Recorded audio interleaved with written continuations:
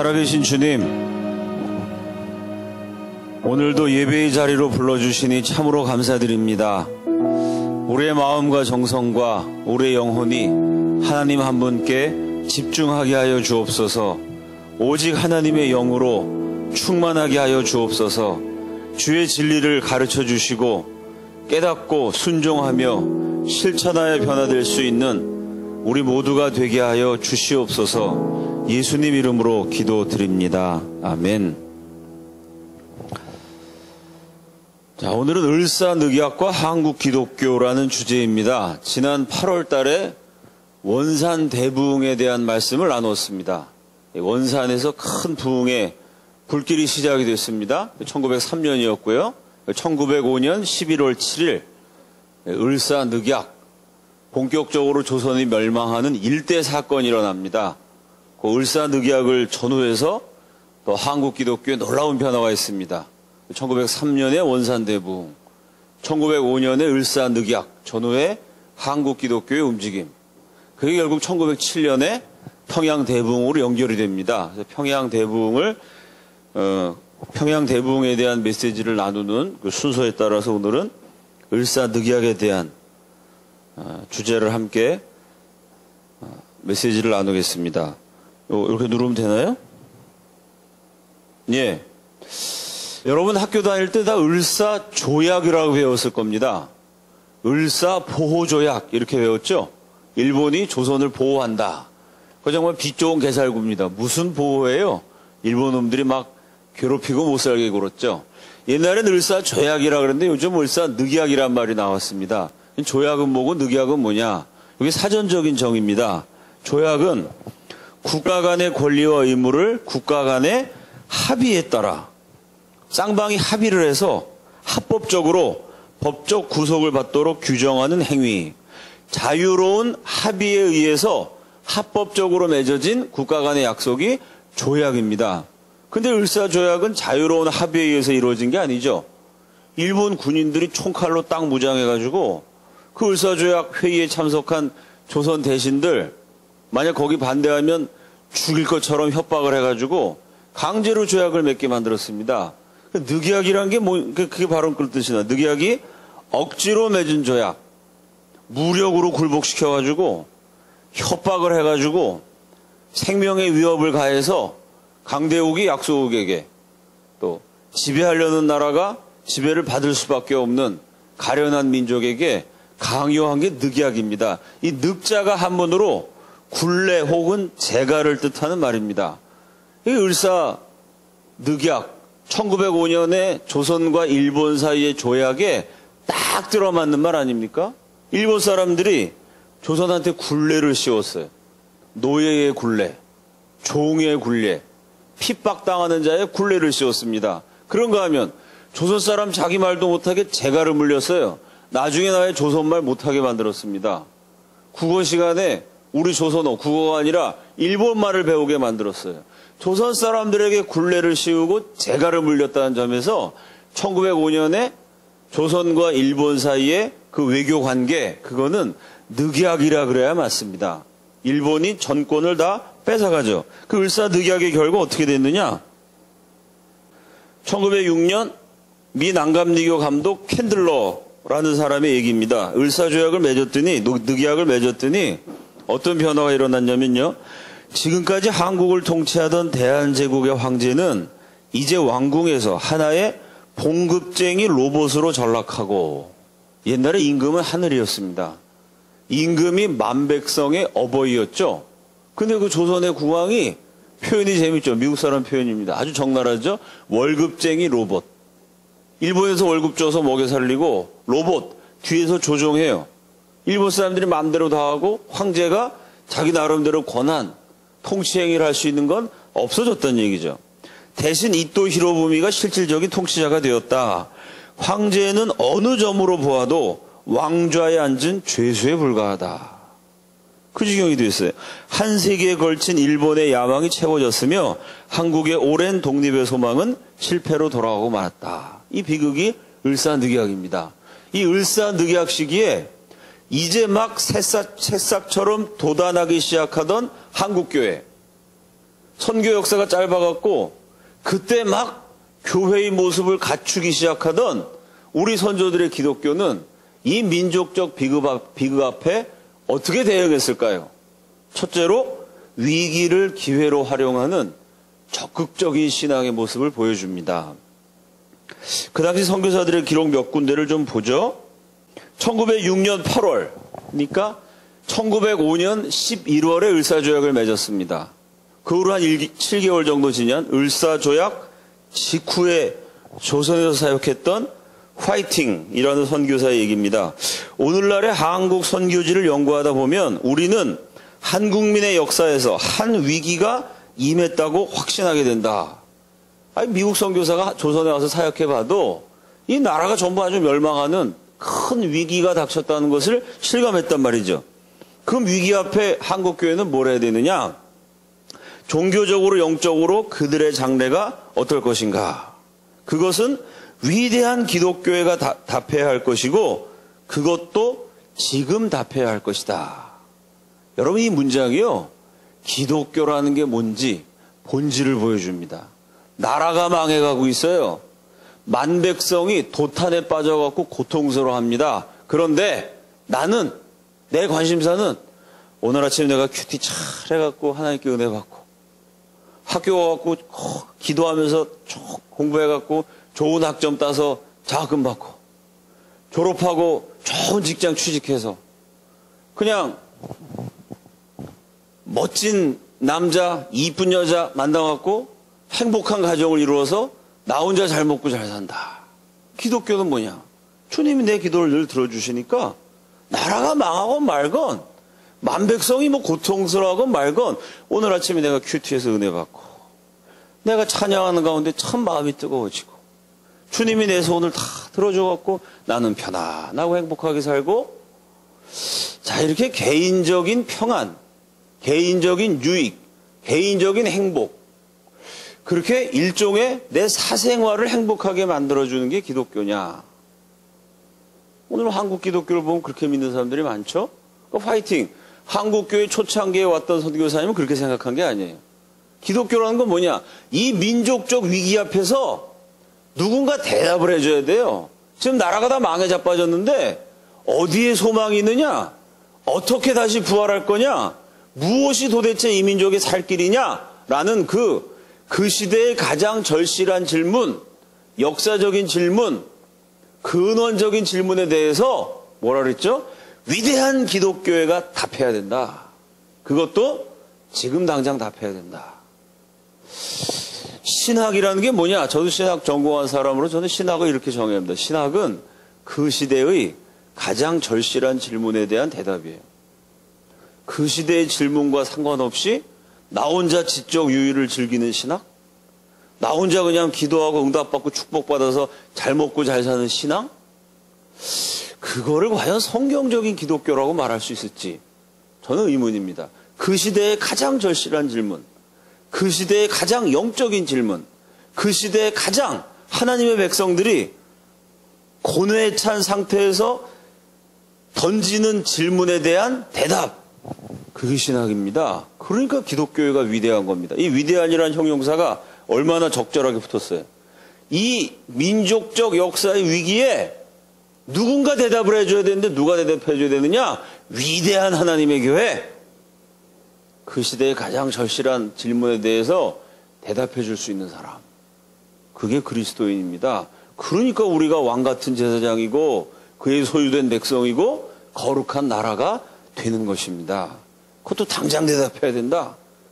참된 기독교인은 그 시대적 질문하고 같이 가는 겁니다. 그 시대의 고민과 아픔을 끌어안고 하나님 앞에 기도하면서 몸부림치면서 전진해 나가는 그 시대의 답을 찾아가는 과정, 그게 신학이고 그게 신앙인 겁니다. 선교사님들 그 을사늑약 위기랑 상관없이 뭐 나라가 뭐 망하고 말건 을사조약 맺건 말건 한국 사람들 여러분 그냥 예수 잘 믿고 죽어서 천당 가면 됩니다. 나라가 망하든 말건 11조 열심히 내시고 헌금 많이 내셔갖고 예배당 높게 잘 지으면 됩니다. 그런 참 엉터리 신앙을 가르치지 않았습니다. 위대한 기독교회가 이 민족적 위기에 대해서 답해야 된다. 참 멋있는 말이죠? 어떻게 답했느냐? 자, 스크랜튼이라는 선교사는 이렇게 대답했어요. 민족적 혼란의 재난 그리고 불안정은, 이 울산의학 때는 누가 봐도 한국이 혼란스럽고 불안정합니다. 우리를 당황하게 만들면서 또한 선교 사역을 위한 용기와 기회를 제공해 주었다. 뭐라고 그랬냐면, 우리는 기회가 너무 많다는 사실 때문에 오히려 당황하고 있다. 을사늑약으로 나라가 망했는데요, 오히려 기독교 복음, 선교를 위한 기회는 너무 많아서 당황스럽다는 거예요. 이 스크랜턴 선교사의 글 제목이 뭐냐면 This Day, 바로 이 날 of 뭐라 그럴까요? 이 슬픔의 날, 이 재앙의 날, 이 고통의 날, 이 멸망의 날이 아니고 영어로 이렇게 해서 This Day of Opportunity, 이 기회의 날. 지금 한국 민족을 향한 하나님의 위대한 기회라는 거예요. 이렇게 을사늑약이라는 우리 역사상 가장 비참한 위기, 고통을 오히려 하나님이 역사하실 기회로 봤어요. 그 위기가 어떻게 기회가 되느냐? 아더 브라운이라는 선교사의 대답입니다.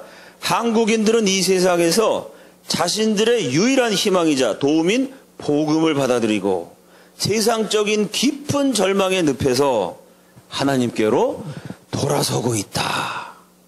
이게 자랑스러운 우리 역사입니다. 그 을사늑약 때 나라 뺏긴 건 비참한 거지만요, 그 비극 속에 나라 뺏겨갖고 절망해서 허우적거리다가 끝나버린 그런 초라한 한민족이 아니라는 겁니다.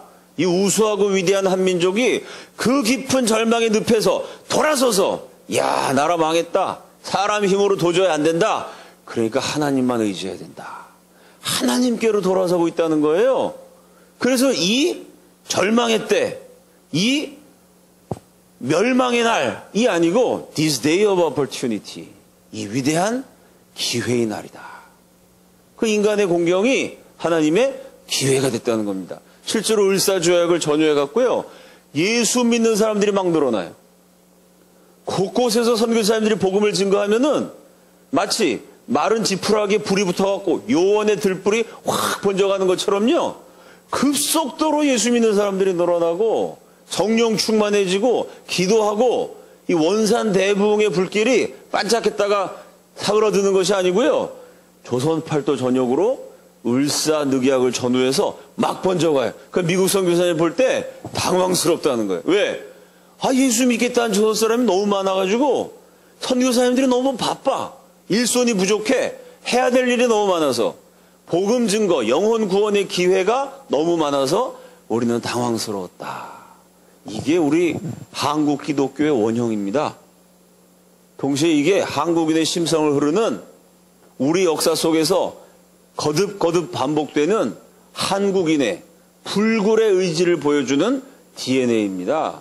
을사늑약이라는 비참한 늪에 빠졌지만 거기 빠져갖고 그냥 죽어서 없어질 민족이 아니라는 거예요. 오히려 거기서 하나님께 나옴으로써 위대한 기회가 열리게 됐다는 겁니다. 참 이 어려운 시절에 하나님께 소망을 둔 우리 선조들이 있어요. 감사하지 않습니까? 이 어려울 때 우리 선조들이 하나님이 아니라 무슨 다른 우상으로 간다든지 알라신으로 갔다든지 이러면 우리 인생이 굉장히 애로사항이 많아질 텐데, 이 나라가 망하는 위기 속에 우리 선조들이 하나님께 돌아왔어요. 크게 한국교회 놀라운 성장으로 이어진 거죠.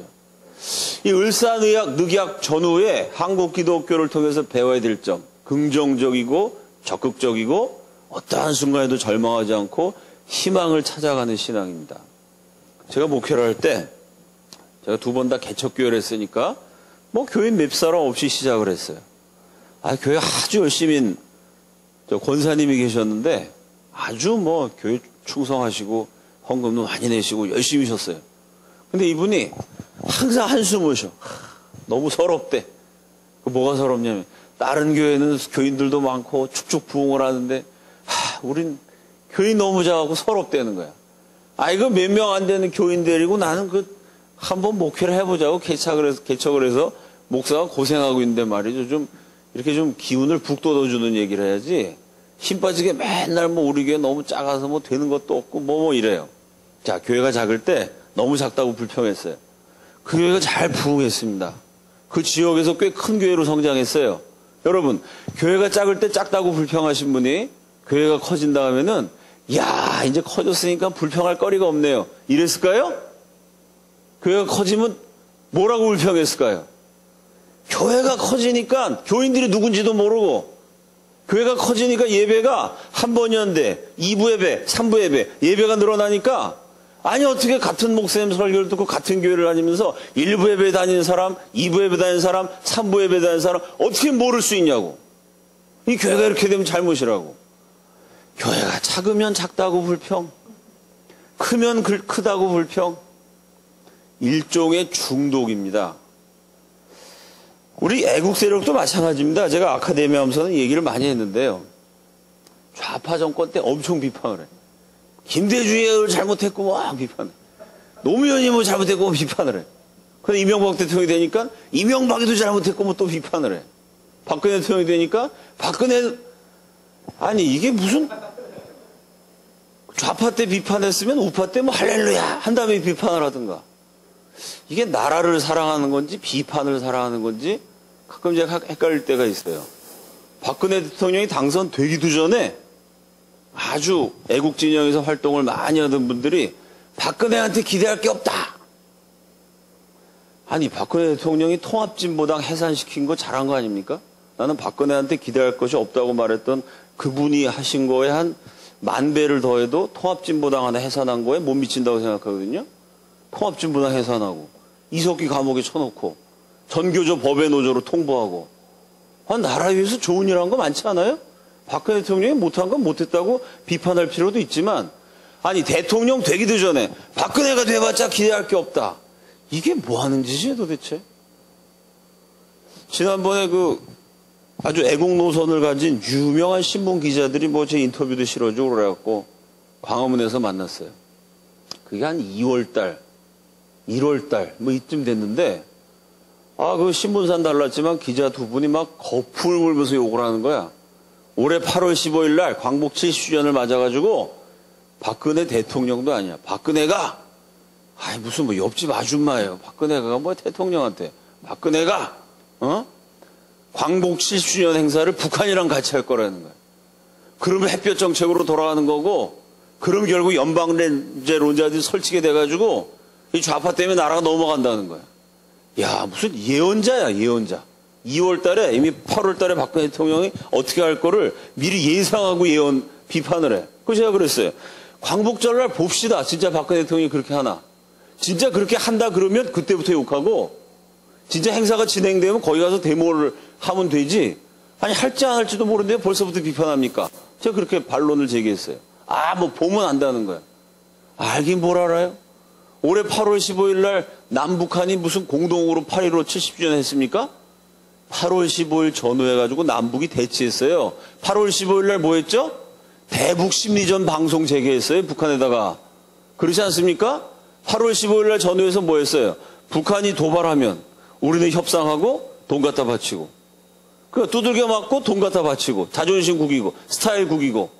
북한이 치면 남남 갈등이 막 일어나가지고 전쟁이나 평화냐 뭐 이래갖고 오히려 북한이 쳤는데 대한민국이 더 숙이는, 이런 정말 말도 안 되는 자존심 상하는 비참한 노예 같은 행태에서 올해 비로소 벗어나지 않았습니까?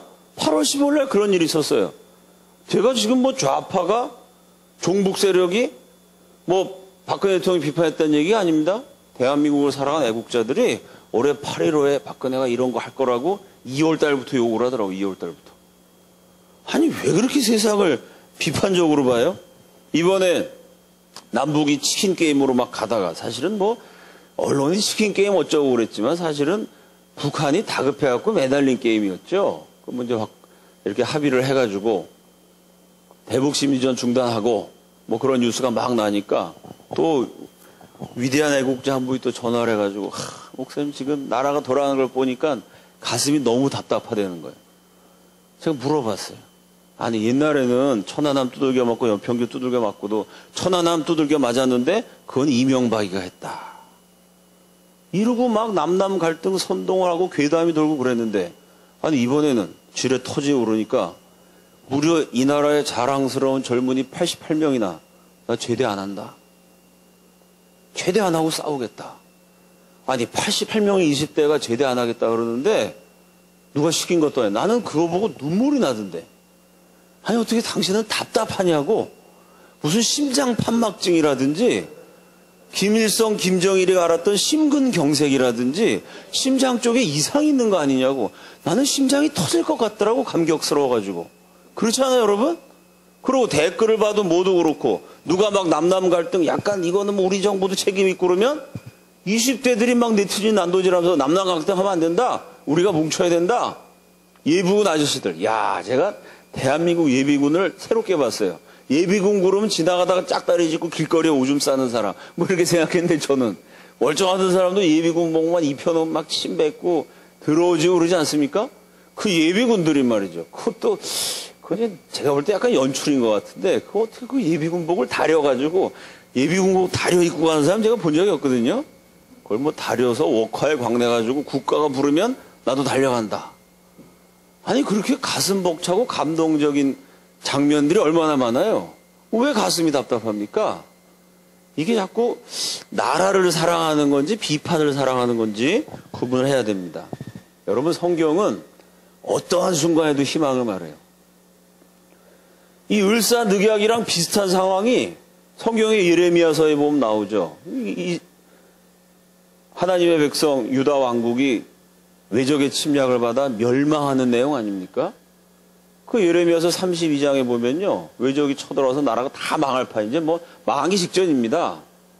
그 예레미야라는 예언자는 그 멸망하는 민족에게 끝까지 하나님 말씀을 외치다가 감옥에 갇혀요. 그 감옥에 갇힌 예레미야가 뭘 하죠? 그 감옥에서 밭을 삽니다. 그 그냥 예레미야가 그냥 산 게 아니라 여호와의 말씀이 임하여 가라사대 네 밭을 사라. 하나님이 밭을 사라 그래요. 여러분 생각해 봅시다. 내가 지금 깜빵에 갇혔어요. 깜빵에 갇혔으면 내 부동산을 지금 살 때예요? 팔 때예요? 내가 깜빵에 갇혀갖고 언제 죽을지 몰라.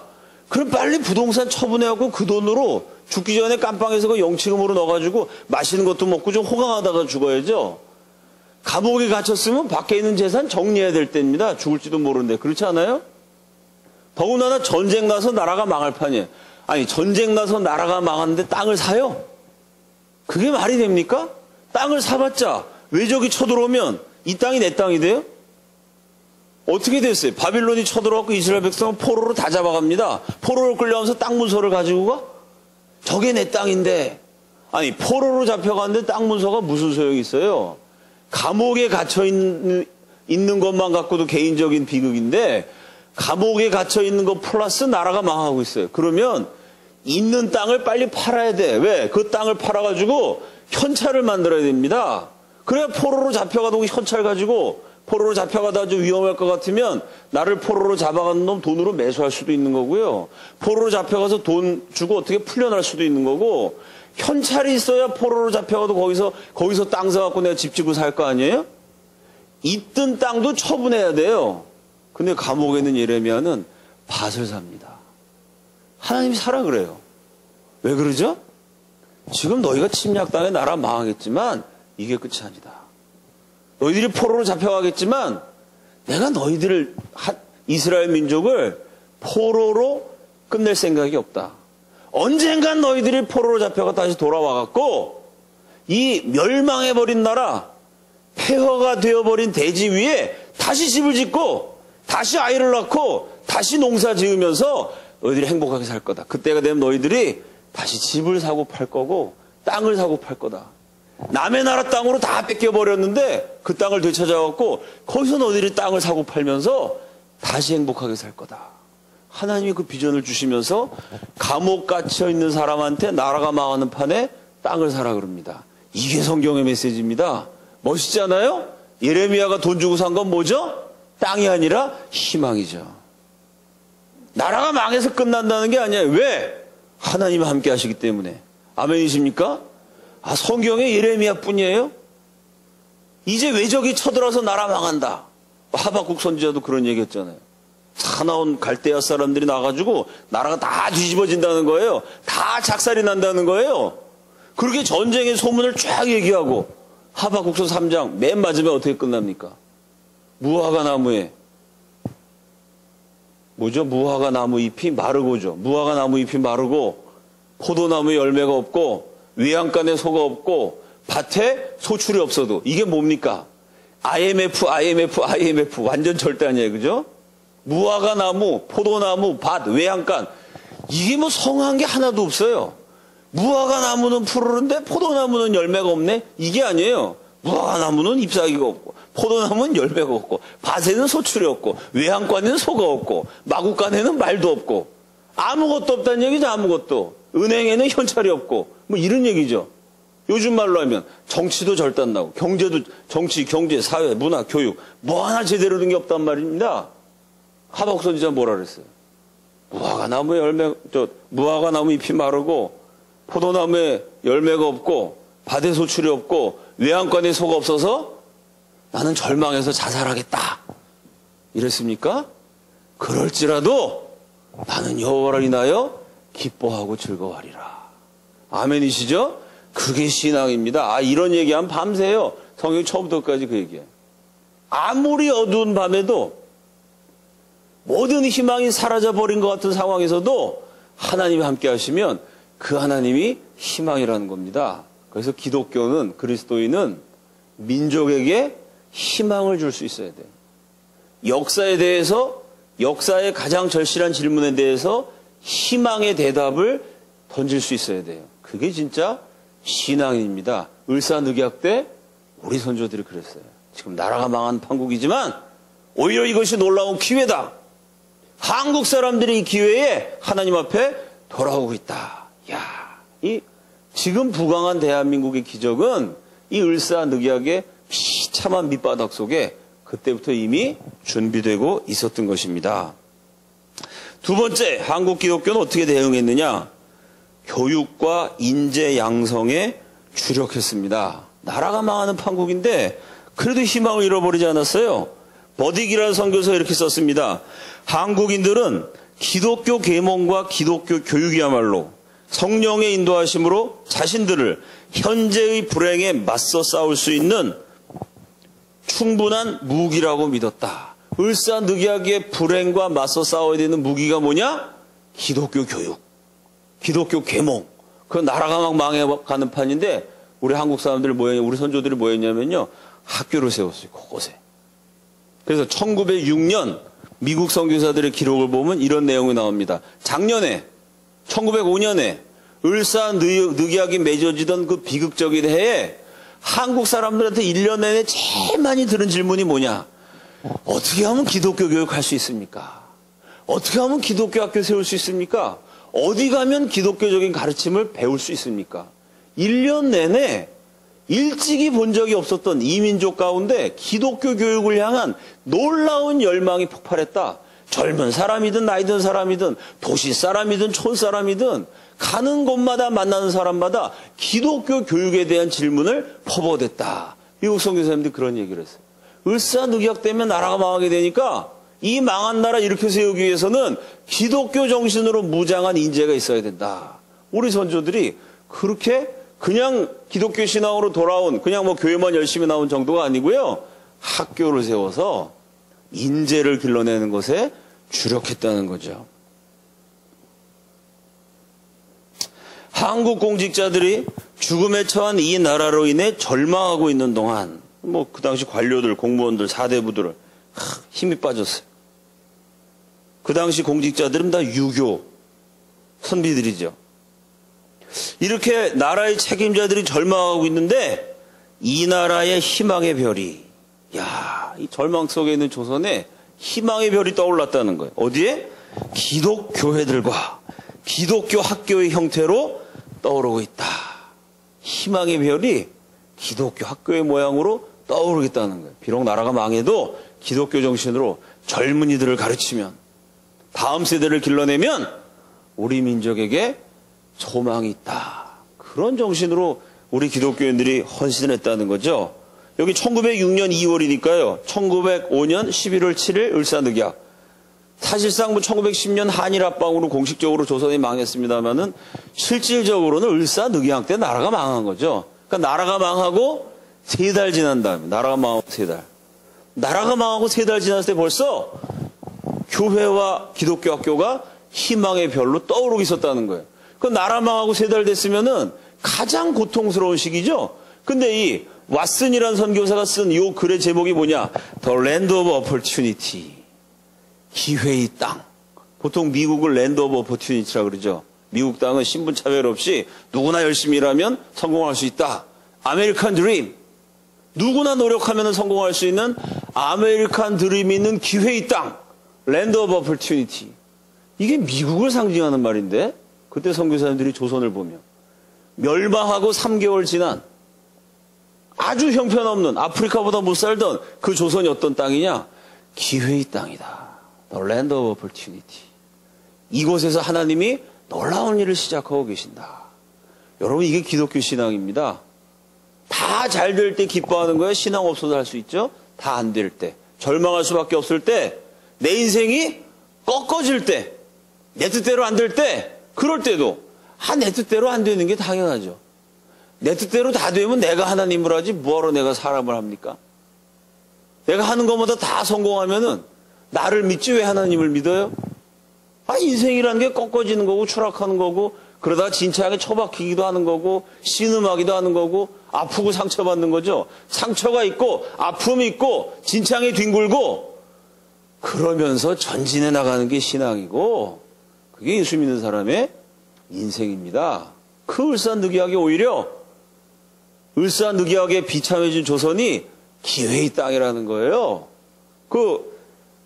서울에서 부흥회를 인도했던 선교사님들이 이런 얘기를 썼어요. 그 당시 이화학당 여학생들이 수업을 하면 50분하고 10분 쉬고 50분하고 10분 쉬고 이렇게 하지 않습니까? 그 10분 쉬는 시간에 화장실 갔다 오는 시간인데 아니 이 학생들이 그 10분 쉬는 시간에 화장실 안 가고 3, 4, 5 모여갖고 뭘 하더라는 거예요.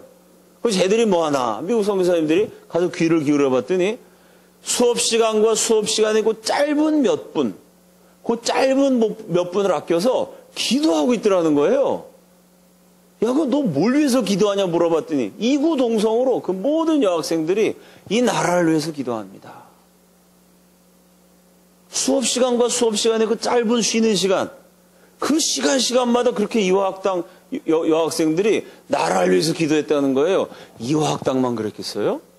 조선 팔도에 대부분 문맹자인 무식하고 가난한 나라였지만 거기서 어떻게든지 기독교 정신을 가르치려고 학교를 세우고 나라를 위해서 기도하고 이렇게 부강한 대한민국의 영적인 기초를 을사늑약이라는 밑바닥에서 그 역사의 진창에서 가장 비참한 질곡에서 우리 선조들이 준비하고 있었던 것입니다.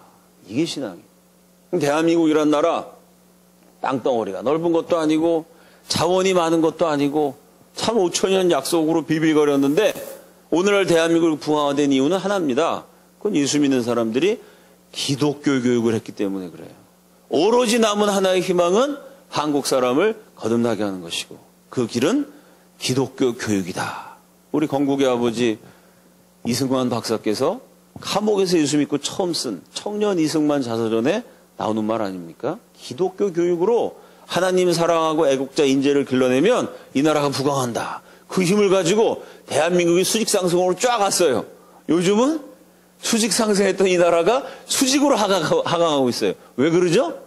교육을 잘해서 나라가 확 부흥했다가 이 교육이 엉망진창이 돼갖고 나라가 곤두박질 치고 있어요.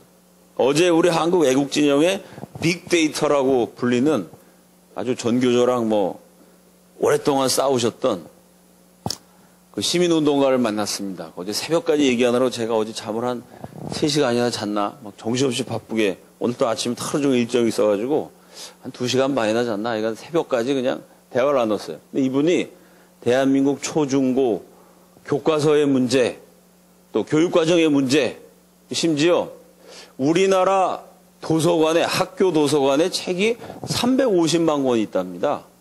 근데 그거를 학교마다 이분이 편지를 다 보낸 거예요. 교장 선생님한테. 선생님네 학교 도서관에서 소장하고 있는 책의 목록을 보내주십시오.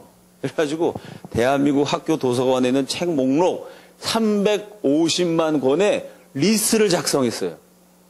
그 엑셀 파일로 작성했는데 그림도 하나 없고요. 칼라도 없고 그냥 엑셀 파일, 흑백 글자로만 들어갔는데 그 엑셀 파일의 그 용량이 한 200메가가 돼요. 동영상도 아닌데 그림 하나 없이 그냥 파일만 350만 권의 리스트를 쫙 작성했는데 그 얘기를 어제 뭐 밤새워 하는 거예요. 제 기억에 남는 게 조사를 해봤더니 이승만과 관련된 책이 350만 권의 장서 가운데 96종류가 있었대요. 김구와 관련된 책이 4,500종류가 있었다는 거예요. 그러니까 초등학교, 중학교, 고등학교 때 항상 김구에 대한 책은 4,500종류 널려 있어요. 어렸을 때부터 김구는 위대하다, 김구는 위대하다, 김구는 위대하다. 이승만은 그나마 김구에 비하면 50분의 1밖에 안 돼. 그 이승만이 누군지 알 수가 없죠. 그나마 96종류도 보면은 나라 팔아먹었다, 독재했다, 부정선거했다. 자, 이러니 건국의 아버지부터 그렇게 막 무시하는 교육을 하니 나라가 제대로 될 수가 없죠. 또 그분이 쭉 조사한 것 가운데 뭐 흥미로운 얘기를 하던데 옛날에 제가 학교 다닐 때는 3.1운동 그러면 민족대표 33이 배웠어요. 여러분도 배우셨나요? 3.1운동은 민족대표 33이. 민족대표 33이 누구냐? 3대 종교의 대표다. 기독교가 몇 명, 불교가 몇 명, 천도교가 몇 명. 여러분 이렇게 배우셨나요? 그것도 배웠어요?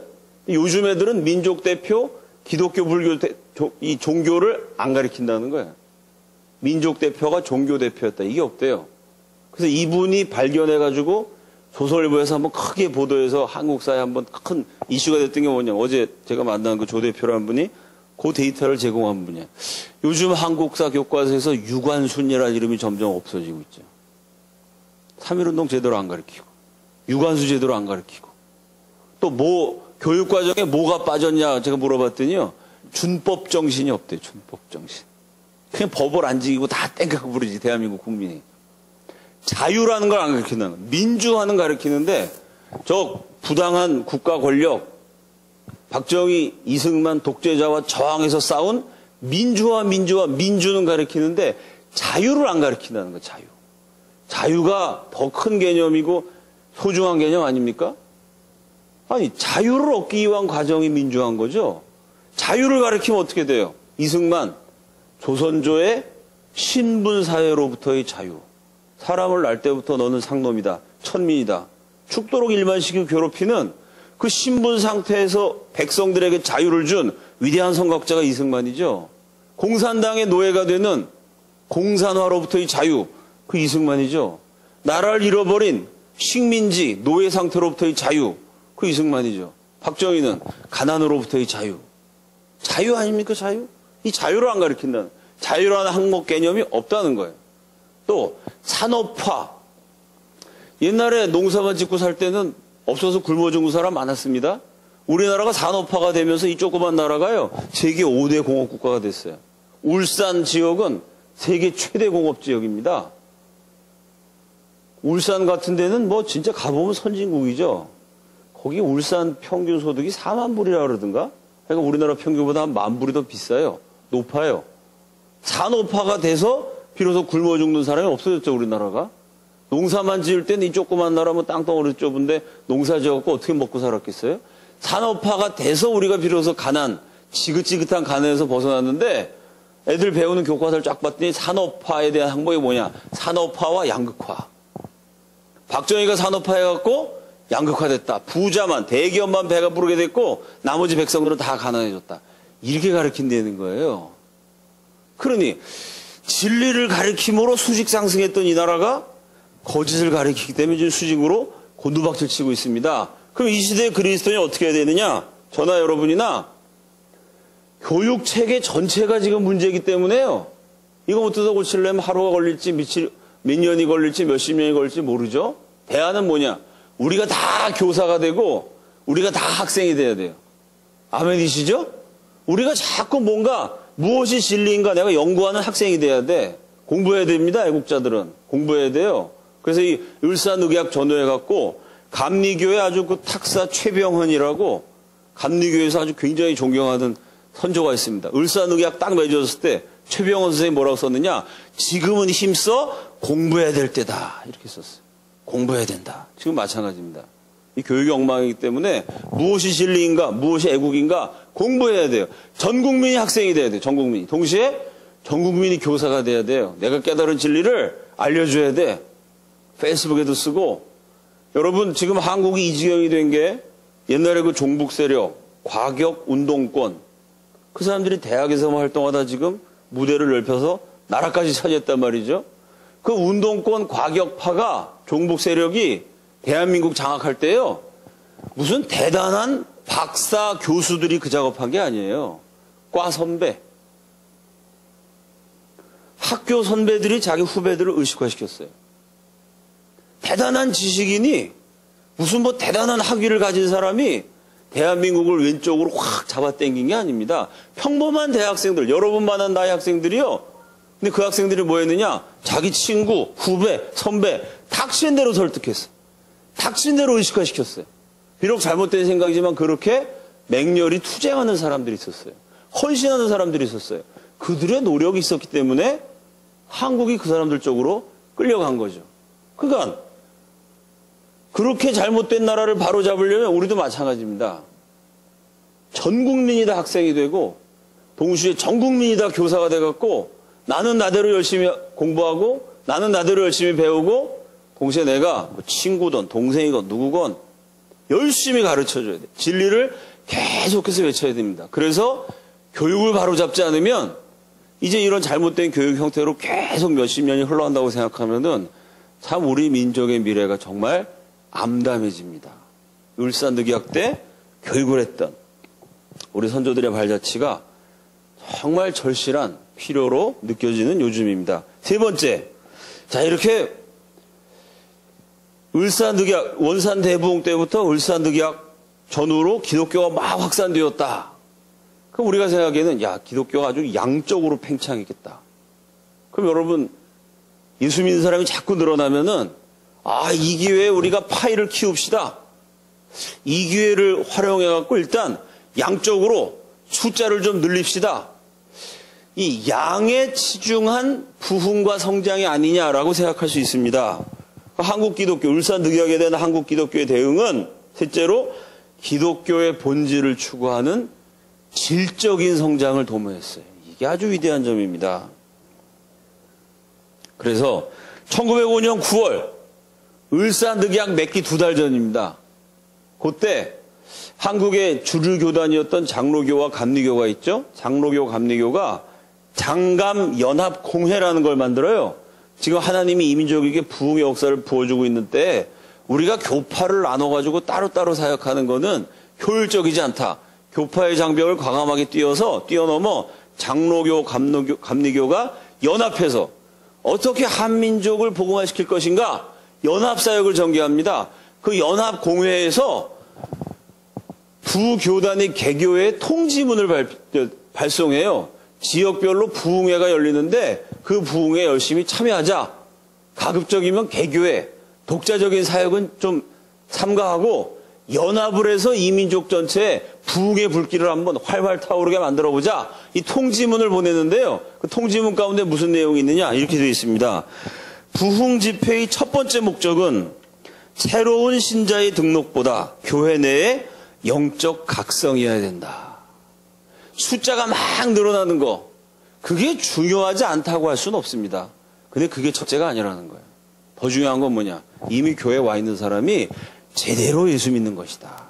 교회만 왔다 갔다 하는 종교인이 아니고 영적인 각성을 경험하는 것이다. 다시 말해서 양보다 질을 더 우선해 뒀어요. 그래서 이렇게 얘기합니다. 사역이 먼저 깊이가 있으면 먼저 깊게 파고 들어가야 된다는 거예요. 신앙에 깊이 질적인 성장이 있어야 된다는 거예요. 기독교의 본질을 향해서 깊숙이 천작해 들어가는 그런 열정이 있어야 된다는 거예요. 사역에 먼저 깊이가 있으면 그 다음에 자연히 넓이가 따라올 것이다. 아주 제대로 예수 믿는 신앙의 본질을 추구하는 질적인 성장이 있으면 양적 성장은 저절로 온다는 거예요. 그러니까 사람 많이 모으고 숫자적으로 팽창하고 그게 본질이 아니라는 거예요. 깊이가 본질이다. 깊이가 있어야 양적 팽창이 있다. 이런 결의를 합니다. 근데 여러분 한국 기독교 역사상 양적으로 가장 놀랍게 팽창했던 시기가 이 시기예요. 언제죠? 질적인 성장을 추구할 때. 이게 평양대부흥까지 가는 원산대부흥에서 평양대부흥에 이르는 우리 한국교회 초창기 위대한 부흥의 자랑스러운 역사입니다. 자, 이 시기에 대한 전문가인 박용규 교수가 이렇게 얘기했어요. 부흥의 불길이 원산, 개선, 평양, 서울이라는 특정 지역을 넘어 전국적으로 확산되기 시작했다. 원산에서 조금 부흥이 일어났다가, 하디 선교사가 원산에서 개성으로 가니까 개성에서 부흥이 일어났다가, 하디 선교사가 서울 갔더니 서울, 평양 갔더니 평양. 하디 선교사님이 가는 데마다 부흥의 불길이 조금 일어났어요. 그러다가 을사늑약으로 나라가 망하게 되니까 우리 선조들이, 우리 민족이 야, 이거 기독교 말고는 소망이 없구나. 그러고 막 민족적인 회심이 일어나갔고요. 을사늑약이라는 비극을 통해서 부흥이 전국적으로 확산됐다는 거예요. 그럼 그 전국적으로 확산된 부흥의 대표적인 특징이 뭐냐? 한 가지 분명하고 일관된 사실은 당시 부흥운동이 개인의 죄를 공개적으로 고백하는 간증을 가장 중요한 특징으로 하고 있다는 사실이다. 이 부흥이 막 기가 막힌 찬양 집회를 해가지고 그 멜로디가 너무 아름다워갖고 젊은 사람들이 막 몰려오고 기가 막힌 프로그램이 있어가지고 거기서 막 오페라를 공연하고 거기서 무슨 뭐 쇼에 방불한 멋진 기독교적인 이벤트가 있고 그게 아니고요. 부흥이라는 게 뭐냐? 그렇게 달콤하고 멋지고 뜨겁고 이게 아니라 오히려 가장 고통스러운 형태의 부흥이었다는 겁니다. 하나님, 내가 죄인입니다. 내가 이런 죄를 지었습니다. 공개적으로. 왜 공개적으로 했을까요? 누가 공개적으로 내 죄를 사람들 앞에 말하고 싶겠어요? 창피해가지고. 내 죄를 감춰야지. 왜 공개적으로 말했을까요? 성령이 강권을 하시니까 그랬죠. 성령께서 자꾸 찔러. 너 똑바로 살아라. 너 그렇게 하면 큰일 난다. 너 하나님인 사람 그러면 안 돼. 성령이 막 부담을 주시니까 너무너무 고통스러워가지고 자기 죄를 토해넣는 이런 가장 고통스러운 작업을 통해서 우리 역사의 찬란한 부흥운동이 전국적으로 번져갔다는 겁니다. 이게 기독교의 본질입니다. 기독교의 본질이 뭐죠? 내 죄와의 투쟁이에요. 죄 안 지려고 몸부림치는 겁니다. 그거 빠지면 교회 백날 다녀봐야 그 종교 생활이나 하는 거지 진정한 그리스도인이라고 말할 수가 없어요. 나 한 사람이 바로 살기 위해서 투쟁하는 게 부흥의 시작입니다. 그 진정한 부흥은 나로부터 시작되는 것이죠. 그러면 이 을사늑약 전후의 한국 기독교를 정리해보면 세상에서 제일 쉬운 게 뭐냐? 그게 비판입니다. 저놈이 나쁜 놈이다. 저놈이 잘못했다. 자, 그럼 여러분, 남왕국 유다가 바벨론의 침략을 받아서 멸망했어요. 그러면 역사책을 쓴다면 열왕기 상하, 역대기 상하, 이게 성경의 역사책이잖아요. 역사책에 어떻게 써야 되죠? 우리 유다 왕국이 왜 멸망했느냐? 저 악독한 바빌론 놈들 때문이다. 바빌론 놈들이 쳐들어와가지고 사람을 이렇게 죽였고 저렇게 잡아갖고 어떻게 불질렀고 저 못된 원수 놈들 때문에 우리가 망했다. 그게 제일 쉬운 역사 기록 방법입니다. 근데 성경에 보면 뭐라고 되어 있냐면은 바빌론이 그렇게 못된 놈들이다. 그 얘기 거의 없어요. 남왕 유다가 멸망을 딱 했어요. 열왕기 상하, 역대기 상하. 어떻게 기록되어 있냐면 왜 나라가 망했느냐? 우리 열조들이 하나님 말씀에 순종하지 않고 우상을 섬겼기 때문이다.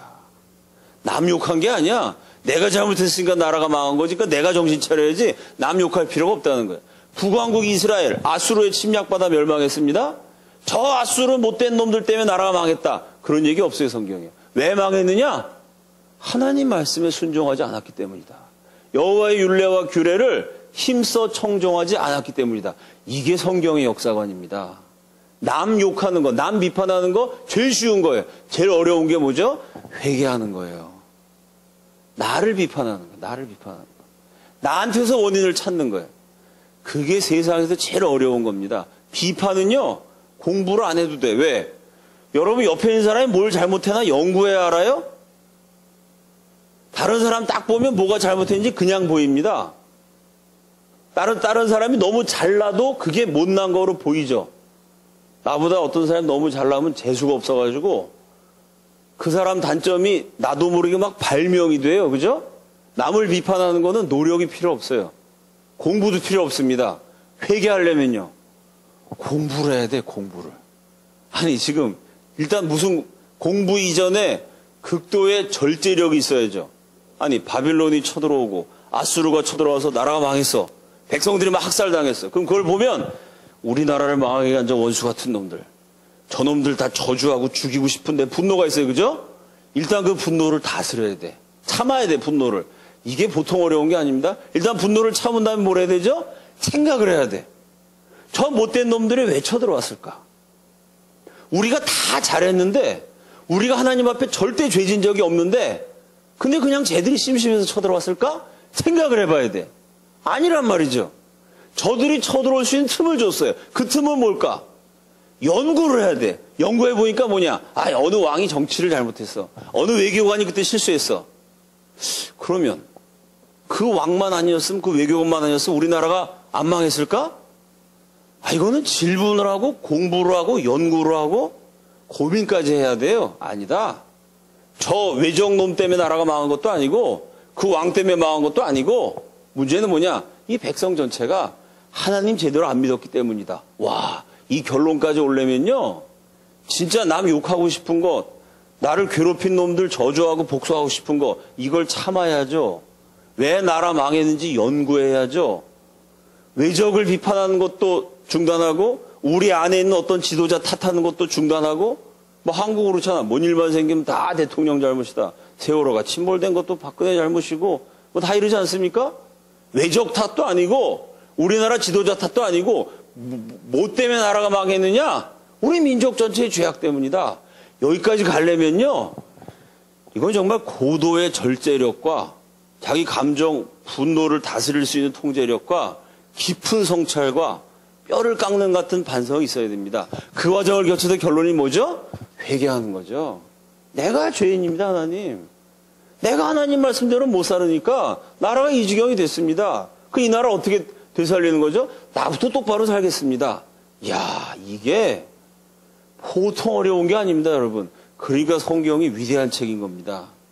예수 안 믿는 역사가들도 열왕기사 역대하 보면 깜짝 놀래. 세상에 이런 역사책이 없다는 거예요. 자기 나라가 망했는데 자기 나라 멸망시킨 외적 욕을 안 해요. 그리고 어느 왕 때문에 잘못했다, 왕 탓도 안 해. 뭐냐? 내가 예수 하나님 제대로 못 믿었기 때문이다. 내가 하나님 말씀에 순종하지 않았기 때문이다. 이게 얼마나 수준 높고 어렵고 어떤 면에서 황당한 얘기인지 여러분 이해가 가세요? 이런 겁니다. 내가 말씀대로 살지 않아서 정치가 엉망이 됐다. 언뜻 이해가 됩니까? 아니, 내가 말씀대로 안 사는 거랑 정치가 무슨 상관이야? 정치인 정치하는 사람은 국회의원들 잘못이죠? 내가 순종하지 않아서 경제가 엉망이 됐다. 와, 이거 이해하려면 진짜 생각을 많이 해야 됩니다.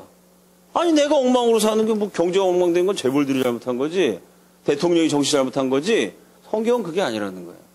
영적으로 하나님의 백성이 하나님 말씀대로 못 살 때 정치도 망가지고 경제도 망가지고 그 땅 가운데 심판이 임한다는 겁니다. 의인 10사람이 없으니까 소돔이 망하는 거다. 이게 보통 어려운 얘기가 아니고 보통 수준 높은 얘기가 아니고요. 사실은 이게 보통 고통스러운 얘기가 아닙니다.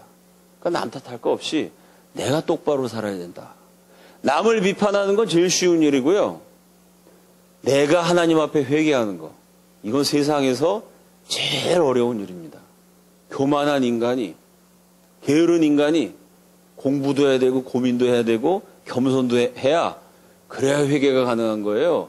그런 열왕기 상하, 역대 상하의 성경적 역사관이 을사늑약 전후에서 한국 기독교에 그대로 나타났어요. 제가 선교사들의 글, 한국인들의 반응에 대한 글을 여러분 쭉 소개했는데, 을사늑약 맞았고 이 가운데 한국교회가 전부 다 일본 놈 때려 부시자고 나섰다, 일본 놈들 총 쏴 죽이고 불 지르고 저항했다, 이런 거 있습니까?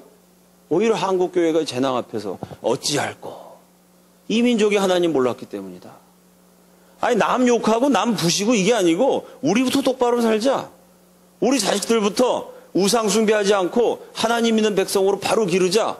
이러면서 우리 민족이 오히려 하나님께 기도하고 학교를 세우고 인재를 길러냈습니다. 나라가 망했는데 남 욕하고 남 삿대질하기 전에 우리 민족이 먼저 각성을 했어요.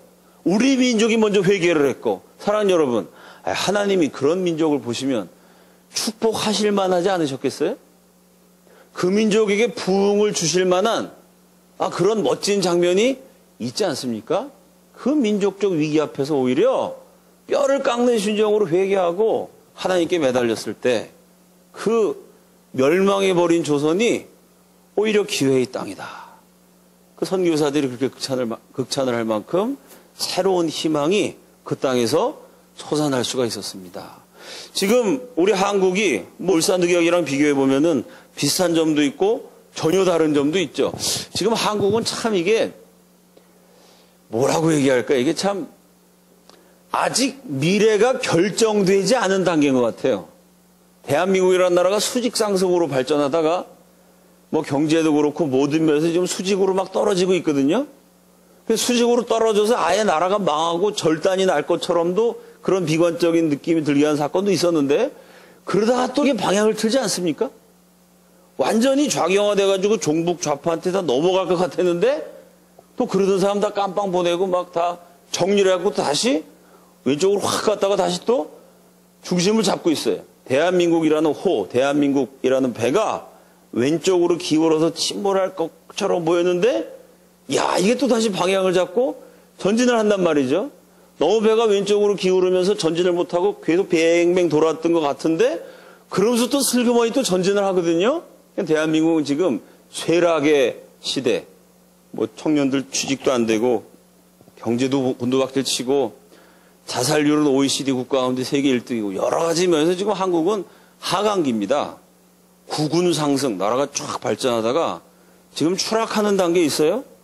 근데 참 그 이문열 씨의 소설 추락하는 것은 날개가 있다 뭐 그런 멋있는 제목도 있지만 이게 곤두박질로 그냥 땅에 꽉 처박힐 줄 알았는데 그러다가도 어떻게 다시 뭔가 다시 일어날 것 같은 뭔가 그런 희망적인 조짐도 지금 보입니다. 그러니까 결국은 이게 나라가 여기서 확 그냥 주저앉을지 다시 박차고 일어날지 이거는 결정이 되지 않았어요. 그걸 결정해 나가는 것은 저와 여러분의 몫입니다. 우리가 깨어서 기도하면 됩니다. 우리가 의인 10사람이 되면 돼요. 아이 뭐 남 탓할 거 뭐 있겠어요? 뭐 원망하고 불평할 거 뭐 있겠어요? 내가 하나님 앞에 죄 짓지 말고 내가 하나님 앞에 바르게 살아서 하나님이 이 땅에 부흥을 주실 때 나를 보시고 야 저런 의인이 그래도 나라를 위해서 기도하니까 내가 참 저 의인의 기도를 기억해서라도 이 저 민족에게 다시 한번 기회를 주고 복을 준다. 하나님의 마음을 돌이킬 수 있는 그런 의인으로 저와 여러분이 열심히 살아가는 것. 그게 우리 민족의 유일한 희망이고 결국은 그게 나라를 살리는 길인 줄로 믿습니다. 기도하는 애국자들 다 되시기를 주님의 이름으로 축원합니다. 기도하겠습니다.